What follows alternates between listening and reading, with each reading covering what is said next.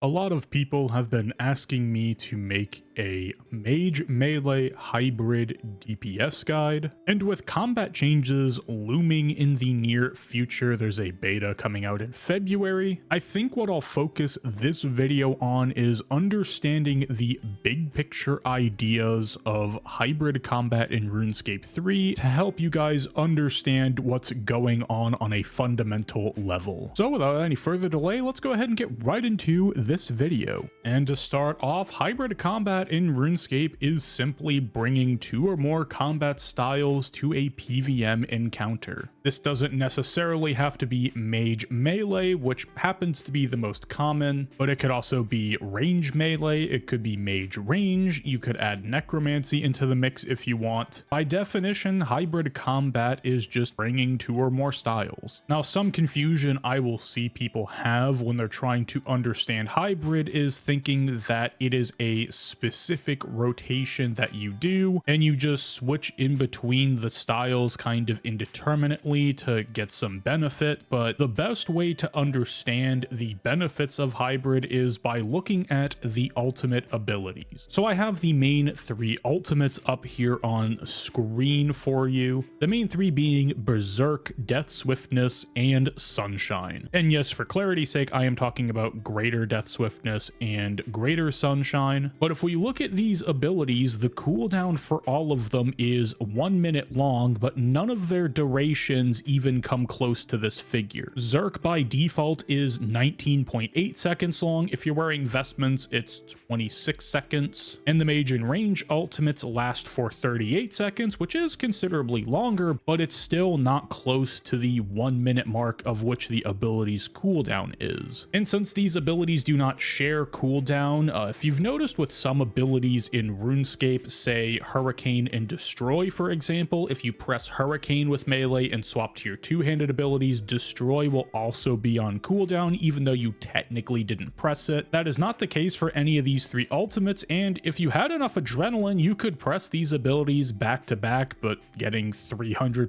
adrenaline is kind of difficult to come by. But understanding how this works allows us to see why hybrid combat is better than style camp in most situations. Because say we start off with a Sunshine, we do our nice little Sunshine rotation with magic and the 38-second window is up, we can then switch over to a melee set or a range set and then use that style's ultimate, so that way we're constantly under an ultimate buff rather than waiting on a style camp setup to have the ability come back off cooldown. And this is why hybrid combat is so powerful, is that we are essentially just constantly moving forward under some kind of ultimate ability to maximize the damage we are doing. And notice how I haven't really spoken about gear levels or anything at this point. So long as you have access to these abilities, you can take advantage of this idea. And you might be thinking to yourself, wow, that's really simple. I'm just going to go out and master hybrid combat. Well, there's a few other concepts we need to go over to make sure that you're actually able to go through and do this. The first one being adrenaline management. Ultimate abilities cost a lot of adrenaline, and adrenaline is a decently finite resource, although some combat styles are definitely more adrenaline starved than others. But the way we use adrenaline management in hybrid, at least on the simple side of hybrid combat, we'll get into some of the advanced techniques a little bit later on, is normally if you're style camping at the end of your ultimate, you will dump anything you have that you already haven't pressed, any threshold, any other kind of ultimate, or if you have an EOF, you might spam a couple of those, the weapon special attacks inside of them, just to cash in whatever adrenaline you have left over in order to maximize the ultimate's damage. Well, if you're hybriding, that's really not going to work because you'll be left on like 20% adrenaline, needing to press an ability that costs 100%. And you might be thinking to yourself, well, if I'm not taking full advantage of the ultimate, is it actually worthwhile to then go for another one? And the answer is yes, because on average, you will be doing a lot more damage per minute by sacrificing a little bit of damage at the tail end of your ultimate to then get into another ultimate. Because while your peak damage at that precise point in time might not be the highest it could be, the average amount of damage you will be doing is still feel significantly higher because you're completely negating that kind of awkward in-between time that you find yourself doing when style camping. Now, there are a few tools that we have access to in order to help out with adrenaline management. And if you have used magic and range by themselves before, you'll already be familiar with this. Maybe not so much, but all of these combat styles have an ultimate ability that gives you an additional 8%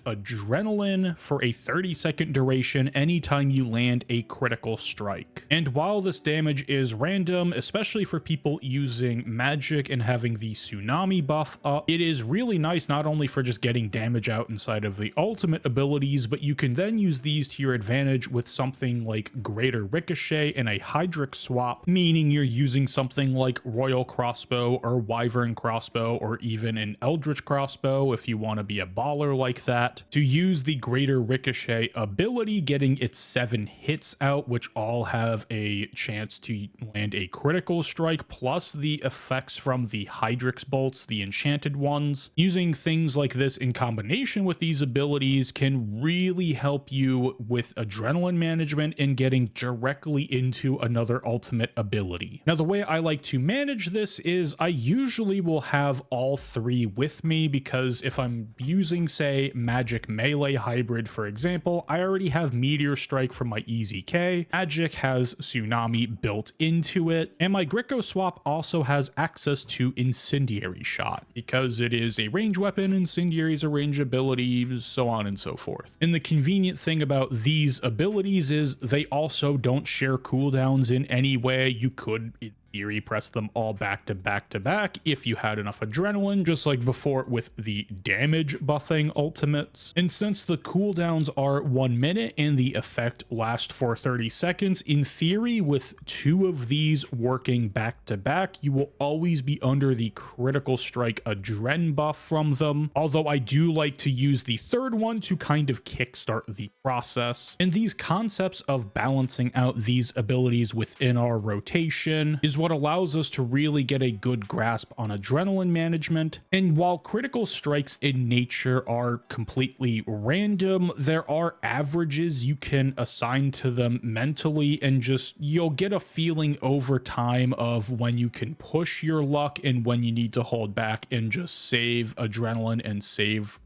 risking it, so to speak. And this is where the true art form of hybrid combat comes into play. Is there is a lot of improvisation that goes with it because you are playing with something inherently random, but it happens often enough and can be somewhat repeatable enough in order to really develop the true skill set of using it. Now, I understand that was quite a lot of information for some of you, so I'll just do a quick recap here before we move on. The reason we do hybrid combat is the cooldown length of ultimate abilities, at least for the damage buffing ones like Berserk, Death Swiftness, and Sunshine, is 1 minute, but they don't last a minute. So instead of waiting around for that ultimate to come off cooldown, you swap to a different combat style. You now have access to another ultimate and can continue to do damage. And this is done through proper adrenaline management, making sure you're at high adren so you can start the other ultimate. The tools we have to really help us with adrenaline management are the crit adren buff ultimates, such as Meteor Strike, Incendiary Shot, and Tsunami. And because these have a 1 minute cooldown and last for 30 seconds, you can effectively swap between the two in order to always be under this effect. And these are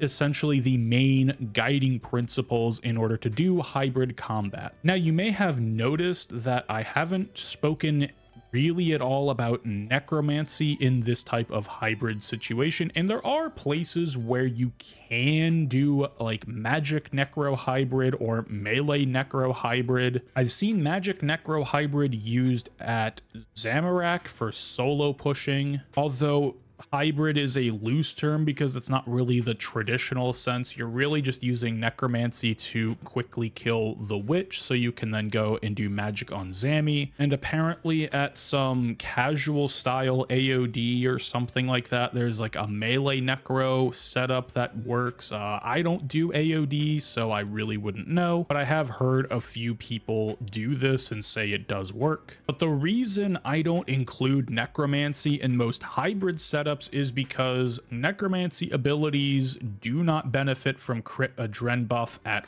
all, and the combat style doesn't have that type of ultimate ability tied into it, and living death is on a 1 minute 30-second cooldown while only lasting, I believe, 30 seconds, so the timing is even weirder for that. Essentially, necro is a one-stop shop combat style, and unless you have a good reason for using it as your in-between, such as the Zamorak solo, then I really wouldn't hybrid with it. I would either just use necromancy or leave it in the bank. Now I'm going to finish this video off here with some more practical things and talk about some general use cases and some potential future proofing so you can adapt a little bit easier to some combat updates in the future. And as far as future proofing goes, if they ever do something like not allowing other combat styles to benefit off of different crit adren ultimates, like if they don't allow magic abilities to benefit from incendiary shot or something like that, you can revert to a much simpler version of hybrid where you're using your own combat style's crit buffing alt in order to benefit that specific damage buffing alt. So for example, you would just revert back to using Meteor Strike just before a Zerk, or using Tsunami inside of your Sunshine, so on and so forth. And as far as hybrid combos go, the main one is Mage Melee, and that is because Tsunami only cost 40% adrenaline when used with Insight Fear. Meteor Strike does cost 100, but Melee allows you to go over 100, so it's just kind of like the perfect recipe in order to have the best optimization for your adrenaline management. There are some mage range setups. I particularly use one when I'm just kind of doing casual Amasket at like 1000% in rage. Art Glacier also is famous for having a mage range hybrid setup because you take so much damage from the boss at like very high in rages that using Berserk is essentially a death wish. There are a very small number of range melee setups. I've seen one used by a friend of mine at Sanctum of Rebirth a while ago. I've tried it a couple of times in a few different places, but it ended up just not really working out for me. The most notable range melee setup is at Vorkath, and that's probably the best example that type of hybrid has, but by far the most common hybrid setup, and if someone's saying use a Brid setup somewhere, they're most likely referring to Magic Melee Hybrid. And the very last concept I'm going to go over here in this little video is something known as late alting, and this concept is essentially what it says in the title, is you are doing late ultimates. And you might be thinking to yourself, wait, how do you do late ultimates? Like, are you like stopping your death swiftness from going off, or like are you holding off on Zerk or something? What do you mean, car guy? What are you saying? I'm specifically referring to the crit adrenaline ultimates like Incendiary Shot, Meteor Strike, and Tsunami. And I will take the Magic Melee setup as the prime example, where you would run into a boss instance with Meteor Strike stalled and the EZK would be your release ability. You'll see this in quite a few places of Vorkath farmers doing Mage Melee, Amasket farmers. I believe this is the current Raksha method. But when the boss starts, you release the Meteor Strike with the EZK, so you get the garbage EZK spec out of the way, the one that doesn't really do any damage, and you are immediately under a crit adren buff. Then once you've done that, you would then Greco back up to 100%, swap over to your magic armor and weapons, and start a Sunshine rotation. Now in a normal Sunshine rotation, you would Nami pretty early, but you just used a Meteor Strike. It would be kind of a waste to Nami at the normal point in Sunshine, so you would save your Tsunami for as late as humanly possible in that Sunshine, typically in the last 5 global cooldowns, maybe the last 6. So that way you're not just prematurely throwing out another adren buff, because they don't stack together. It's not like you can just add these all together and then the time adds, which honestly would be really nice, is if just you had a Meteor Strike and then if you accidentally put out your Nami early, the two values added together, but that's not how they work. They are technically all different buffs. But what you did is push the Tsunami off very late into your ultimate, or